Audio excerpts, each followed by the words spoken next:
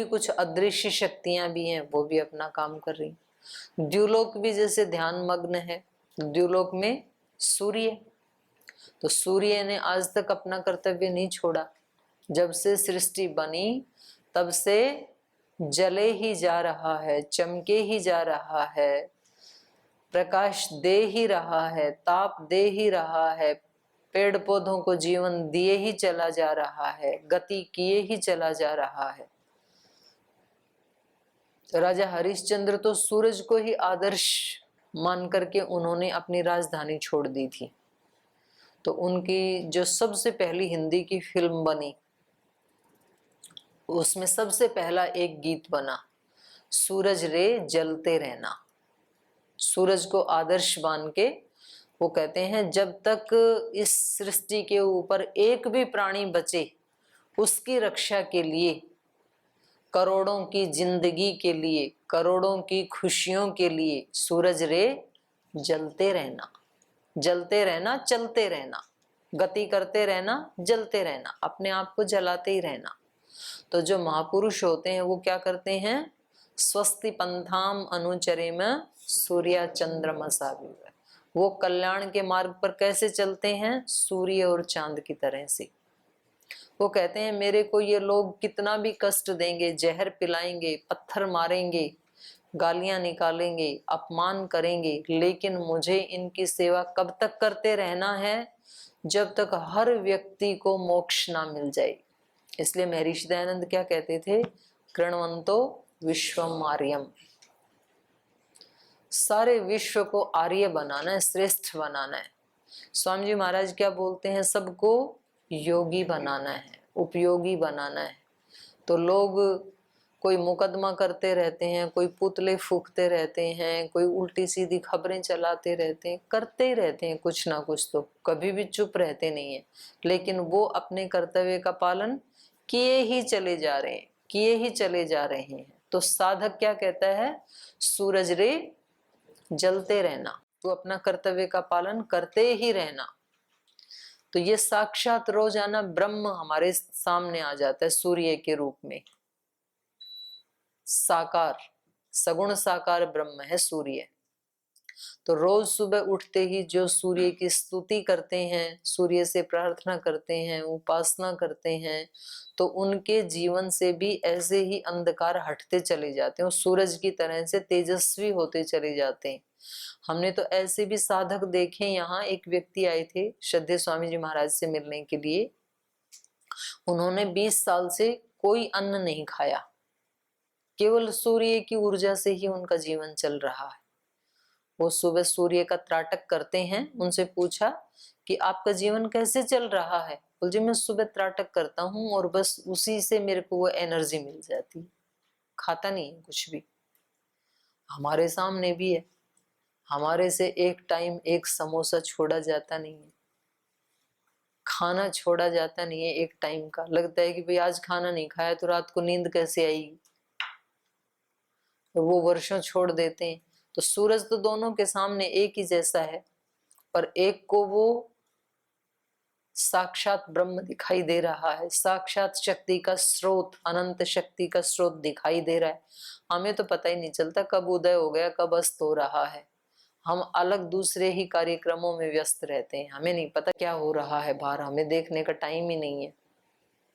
तो ये कह रहे हैं कि ये द्युलोक भी ध्यान में मग्न है। आप देखेंगे ना तो ये सारी सृष्टि क्या है, ध्यान में मग्न है। ध्यान का मतलब होता है कंसंट्रेशन, जिसको अंग्रेजी में कहेंगे एकाग्रता। हम अपने कर्मों में ध्यान मग्न नहीं है, हम करते कुछ हैं, सोचते कुछ हैं, बोलते कुछ का कुछ ही चल रहा है। हमारा पूरा का पूरा अस्तित्व, व्यक्तित्व कंसंट्रेट नहीं है। ध्यान का मतलब होता है कंसंट्रेशन। ये सब कंसंट्रेशन में है। पृथ्वी अगर इस तरह समोसा खाने के लिए रुक जाए तो क्या बने, चंद्रमा ऐसे रुक जाए, सूर्य रुक जाए थोड़ी देर के लिए तो क्या बने, तो सृष्टि तहस नहस हो जाए, प्रलय हो जाए। फिर जैसे हमारा कंसंट्रेशन टूटता है काम करते करते, ऐसे इनका भी कंसंट्रेशन टूट जाए। कोई छोटा सा भी, अभी आ रही है एक उल्का पृथ्वी के पास, नासा के साइंटिस्ट बड़े भयभीत हैं, पृथ्वी के पास गुजरेगी, पता नहीं कितना बड़ा नुकसान हो सकता है। और ऐसे एक दिन सूरज ही टूट के गिरने लगे तो कंसंट्रेशन, बोले जी थोड़ी देर के लिए ध्यान भंग हो गया था मेरा, तो कंसंट्रेशन टूट गई थी मेरी। और पृथ्वी एक दिन अपनी धुरी पे घूमते घूमते थोड़ा इधर चली जाए ट्रैक छोड़ के, तो हम सारे खत्म। किसी पे भी गिर जाए, आकाश में तो लटक रही है, तो आसपास कितने सारे कोई नक्षत्र हैं, ग्रह हैं, उपग्रह हैं, कहीं भी गिर जाए अपने ट्रैक से इधर उधर होकर के, शुक्र बुध मंगल किसी पे भी गिर जाए तो क्या बने। तो ये अपना कंसंट्रेशन कितने अरबों अरबों वर्षों से नहीं छोड़ा इन्होंने। हम कुछ मिनटों का भी कंसंट्रेशन नहीं कर पाते हैं। यहाँ सूत्र याद करते हैं तो किताब हाथ में रहती है, ध्यान कहीं और होता है। 1 घंटे का भी हम कंसंट्रेशन नहीं कर पाते हैं, ध्यान नहीं कर पाते हैं। ध्यान का मतलब होता है एक ही विषय की एक तानता। रोटी खाते खाते हम केवल रोटी नहीं खाते हैं, कई चीजें खा लेते हैं।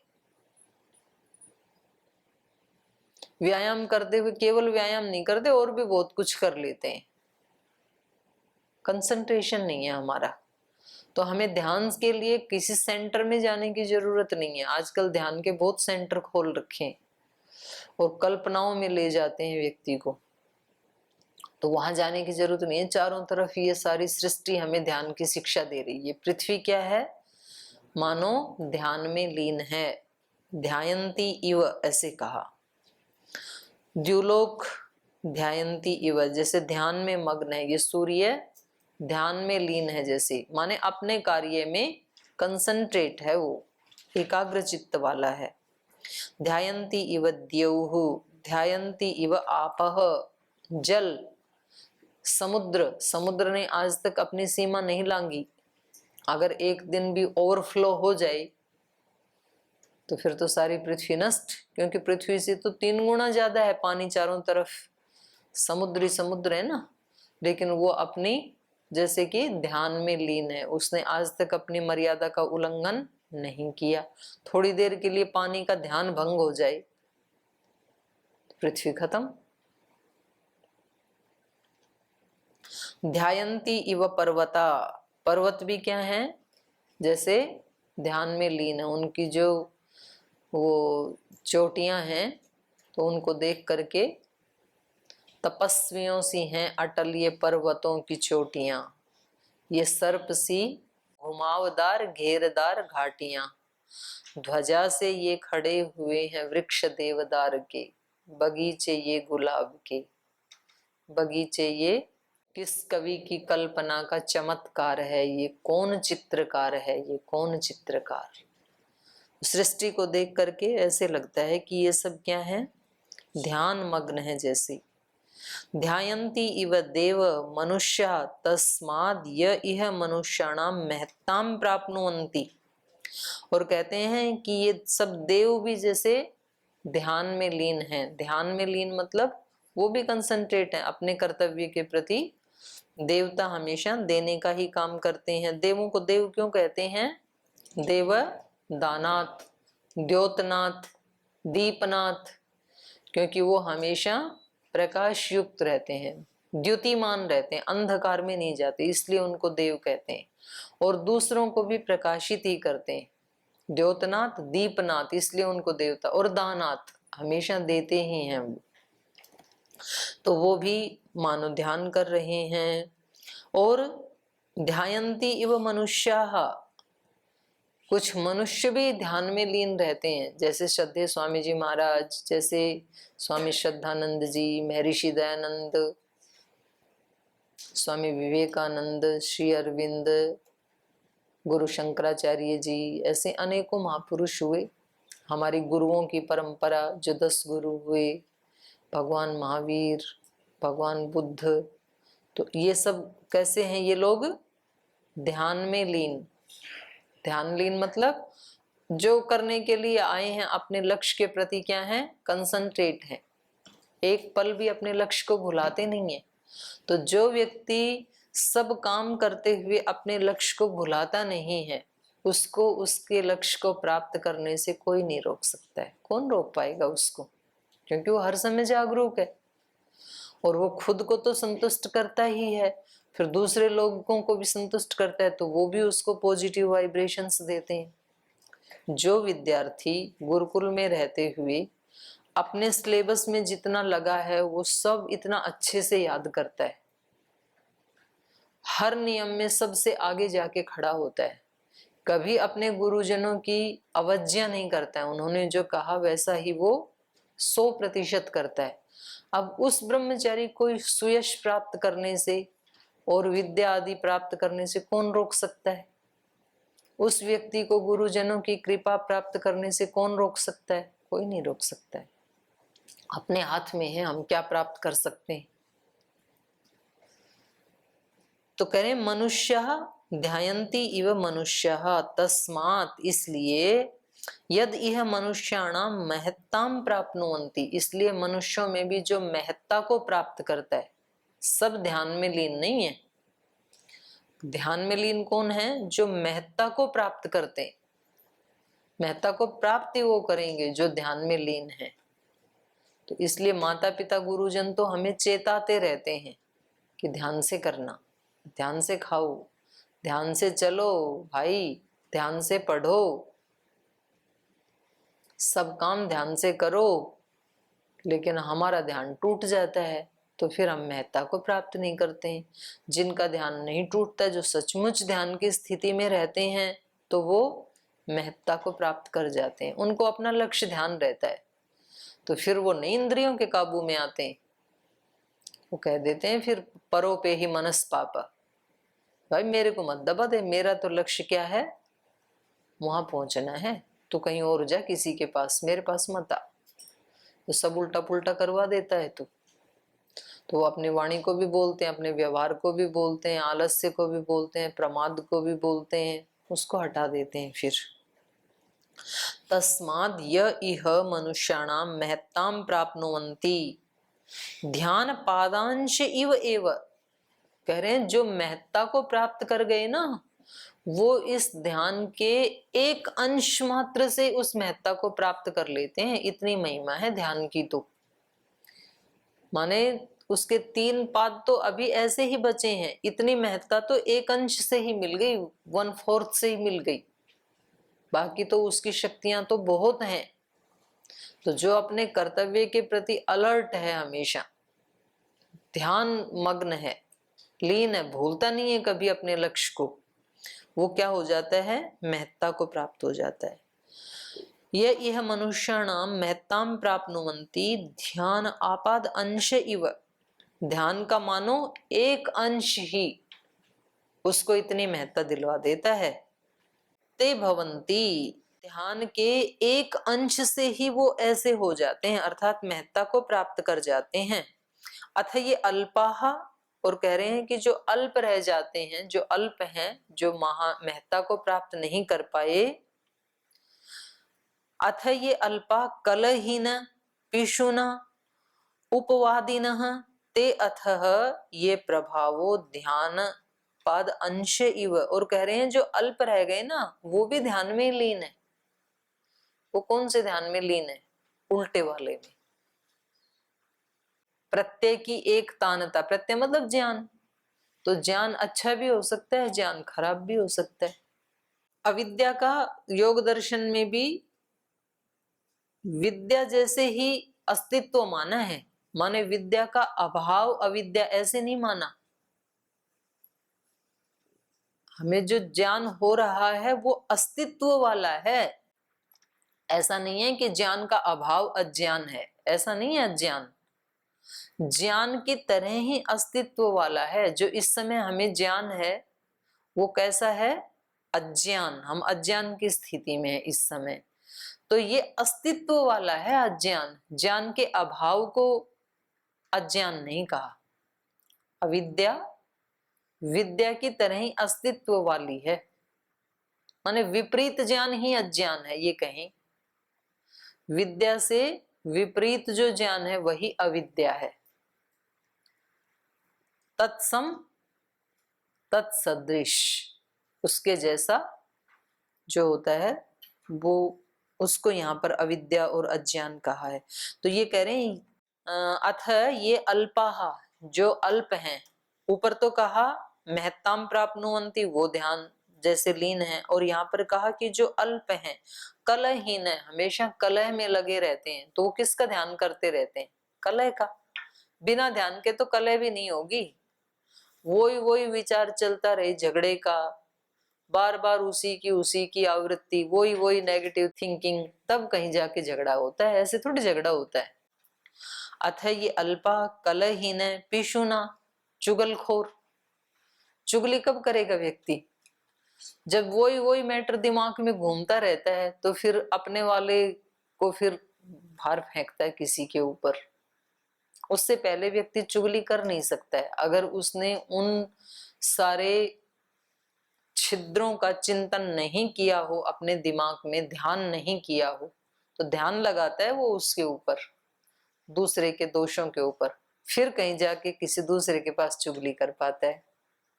देखो कितना नुकसान है अपना, अंदर पहले कितना नुकसान कर लिया, फिर जाके चुगली करते हैं। और किसी ना किसी को पकड़ के रखते ही हैं, किसी न किसी के छिद्रान्वेषण करते ही रहते हैं। अथ ये अल्पा कलहीन पिशुना, कलह करने वाले, चुगलखोर, मतलब उस समय भी हर समय रहते हैं सब तरह के लोग। उपवादी न, उपवादी माने उपवादी होते हैं, उप मतलब समीप, सामने ही बोल देने वाले।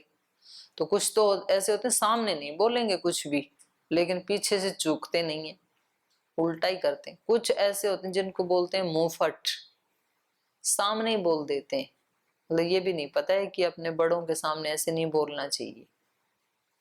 तो दोनों ही निंदनीय हैं, मुंह पे बोल दे वो तो और बुरा, और निंदा करे वो उससे भी बुरा, दोनों ही बुरी। फिर बोल करें क्या? अच्छा बोलो और अच्छी चर्चा करो। ये अल्पा कलहीन पिशुना उपवादिन ते अथ प्रभो ध्यान आपादंश इव इहैव ते भवन्ति ध्यानम उपास्व इति। तो इससे क्या निकल के आया कि हमें ध्यान युक्त तो रहना है, लेकिन ध्यान भी दो प्रकार का होता है, ध्यान अच्छा और ध्यान बुरा। गीता ने भी यही बताया ना, ध्यायतो विषयान पुंसः संगस्तेषु उपजायते। विषयों में व्यक्ति आसक्त कब होता है? पहले उनका ध्यान करता है वो। ध्यायतो विषयान पुंसः संगस्तेषु उपजायते, संगात संजायते काम, कामात् क्रोधो विजायते, क्रोधात् भवति सम्मोह, सम्मोहात् स्मृति विभ्रमा, स्मृति भ्रंशात् बुद्धिनाशो, बुद्धिनाशात्। उल्टे वाले रास्ते के लिए भी क्या करना पड़ता है? शुरू में ध्यान। और महत्ता वाले रास्ते के लिए भी क्या करना पड़ता है? ध्यान। अपने लक्ष्य को कभी ना भूलें, जो अपना श्रेष्ठ लक्ष्य चुना है ना, वो हमेशा ध्यान में रहे। तो ध्यान दोनों प्रकार के हो सकते हैं। तो इसलिए नारद पूछ रहे हैं यहाँ पर कि पहले ये कह रहे हैं स यो ध्यानम ब्रह्म इति उपास्ते यावत् ध्यानस्य गतम तत्र अस्य यथा कामचारो भवति। नारद, जो इस ध्यान को ही ब्रह्म समझ करके इसकी उपासना करता है, तो जहां तक ध्यान का क्षेत्र है, जहां तक ध्यान की गति है, जहां तक ध्यान की पहुंच है, वहां तक इस व्यक्ति का यथा कामचारो भवति। तो इसकी निर्विघ्न वहां तक पहुंच हो जाती है। यो ध्यानम ब्रह्म इति उपास्ते, जो ध्यान को ब्रह्म समझ करके उपासना करता है। भगव ध्यानात् भूय इति, गुरुदेव क्या ध्यान से बड़ा कुछ है? वाव ध्यानात् भूयो अस्ति इति, हाँ ध्यान से भी बड़ा है। तन्मे भगवान ब्रवीतु इति, तो फिर गुरुदेव मुझे उसका उपदेश दीजिए, आप बताइए मुझे उसके बारे में। तो कह रहे हैं विज्ञानम वाव ध्यानात् भूयः, जो विज्ञान है वो ध्यान से भी बड़ा होता है, क्योंकि ध्यान तो अच्छा बुरा दोनों हो सकते हैं, लेकिन विज्ञान अच्छा बुरा नहीं होता है। विज्ञान तो विज्ञान ही होता है, वो सबके लिए एक ही जैसा होता है। विज्ञान मतलब विशेष ज्ञान, तो किसी वस्तु के बारे में जो विशेष ज्ञान होता है। आप न्याय दर्शन में पढ़ते हैं तो पहले 16 पदार्थों का उच्चारण करके फिर कहते हैं तत्व ज्ञानात् निश्चयसम। इन 16 पदार्थों के तत्व ज्ञान से, तत्व ज्ञान मतलब विशेष ज्ञान। सामान्य ज्ञान तो सभी को ही है, प्रमाण प्रमेय आदि का। तो प्रमेय में सब वस्तुएं आ गई, सब व्यक्ति आ गई, तो इनका सामान्य ज्ञान तो हम सबको ही है। इनका विशेष ज्ञान, तत्व ज्ञान, उसी को ही विज्ञान कहा। विज्ञान वाव ध्यानात् भूयो विज्ञानेन वा ऋग्वेदं विजानाति यजुर्वेदं सामवेदं अथर्वणं चतुर्थम इतिहास पुराणं पंचमं वेदानां वेदं पितरं राशिं दैवं निधिं वाको वाक्यम एकायनम देव विद्या ब्रह्म विद्या भूत विद्या क्षत्र विद्या नक्षत्र विद्या सर्प विद्या देवजन विद्या दिवं च पृथ्वीं च वायुं च आकाशं च आपश्च तेजश्च देवांश्च मनुष्यांश्च पशूंश्च वयांसि च तृण वनस्पतिः क्षवपदान् कीट पतंग पिपीलिकं धर्मं च अधर्मं च सत्यं च अनृतं च साधु च असाधु च हृदयज्ञं च अहृदयज्ञं च अन्नं च रसं च इमं च अमुं च लोकं विज्ञानेन एव विजानाति विज्ञानम उपास्व इति। इसलिए विज्ञान की उपासना कर नारद। ध्यान पर रुक मत जा, ध्यान के आगे बढ़। ध्यान की जो प्रगाढ़ता है उसी में ही तो विशेष ज्ञान होता है ना।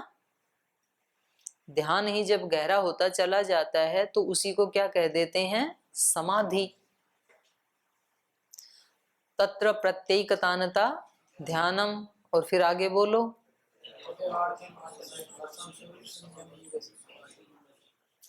तो ध्यान की ही जो गहनता है वो ही फिर क्या हो जाती है? समाधि बन जाती है। और समाधि में ही सारे समाधान है। समाधि में जो ज्ञान होता है वो विशेष ज्ञान होता है, वो सामान्य ज्ञान नहीं होता है। संसार का भी, स्वयं का अपना भी, परमात्मा का भी, वहां जो ज्ञान होता है वो ठीक ठीक ज्ञान होता है। ध्यान में, ध्यान तो प्रवेश द्वार है। पहले अन्नमय कोश, इसके लिए कोई ध्यान करने की जरूरत नहीं है, दिख ही रहा है सबको। फिर उसके बाद प्राणमय कोश, थोड़ा प्राणायाम करने से परिचय हो जाता है। प्राण अपने स्वरूप को अभिव्यक्त कर देता है साधक के सामने।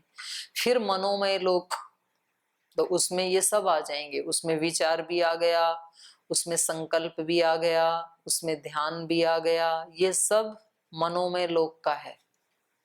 और मनोमय लोक को भी जिसने क्रॉस कर लिया तो वो कहाँ पहुंचेगा? फिर विज्ञानमय कोश में।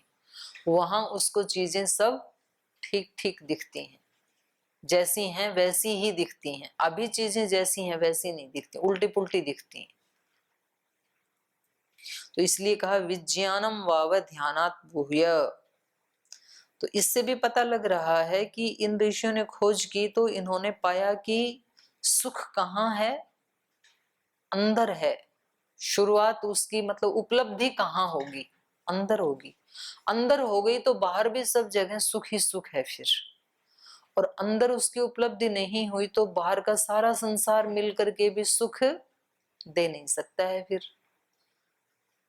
आगे आएगा उसमें आनंद की मीमांसा, सैसा आनंदस्य मीमांसा भवति। उस आनंद की मीमांसा करेंगे कि ये आनंद क्या है। तो वहां पर बताया है कि एक मनुष्य को ये सारी पृथ्वी वित्त से पूर्ण, वित्त मतलब धन दौलत से पूर्ण, धन दौलत से सारी पृथ्वी एक व्यक्ति को दे दी जाए। अब इस पृथ्वी के ऊपर कितनी कितनी धन दौलत है, और वो व्यक्ति युवा स्यात्, यौवन भी हो उसके पास, युवा स्यात्, साधु स्यात्,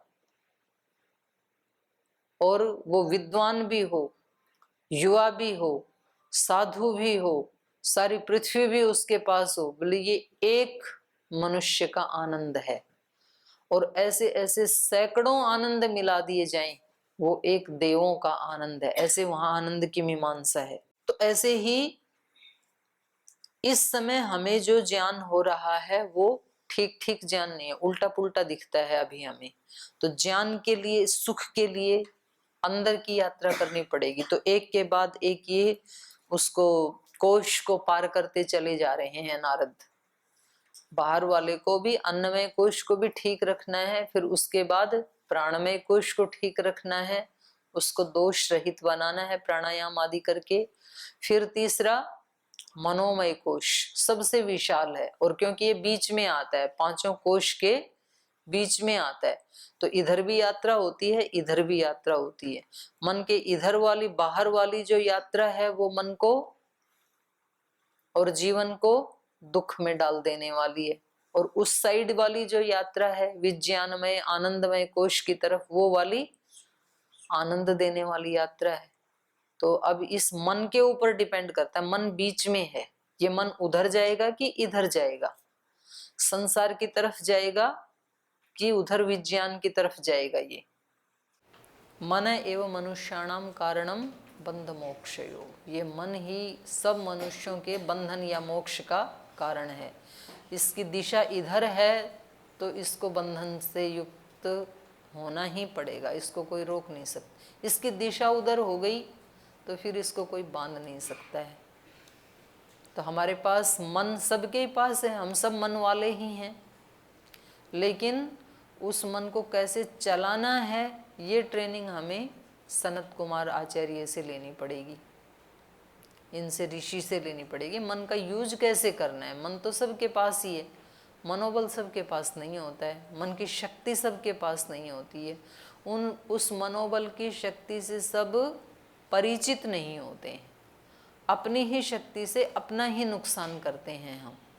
हम जितने भी दुखी होते हैं, परेशान होते हैं, तो वो कौन दुखी करता है हमें? हमारा मन। हमारा मन चीज़ों को वैसे देखता है, वैसे सोचता है, वैसा हमें बताता है, फिर हम दुखी हो जाते हैं।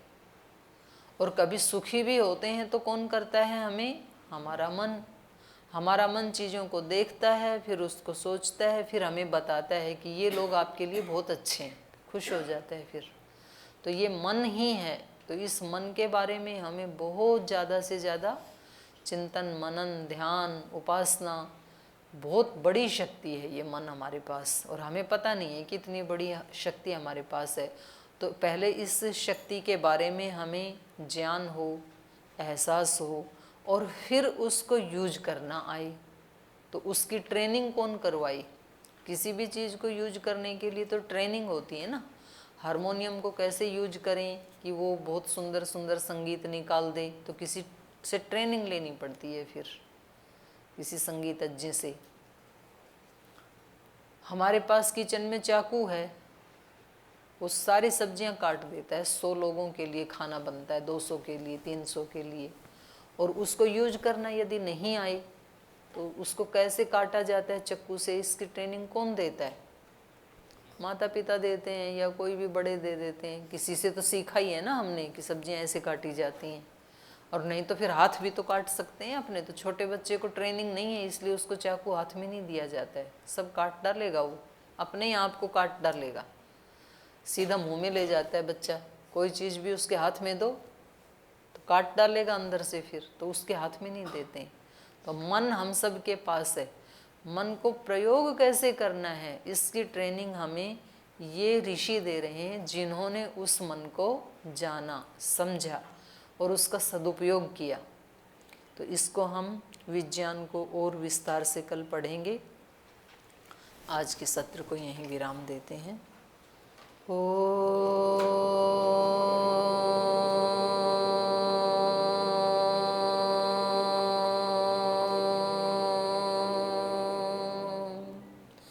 शांति शांति शांति। श्री गुरुभ्यो नमः।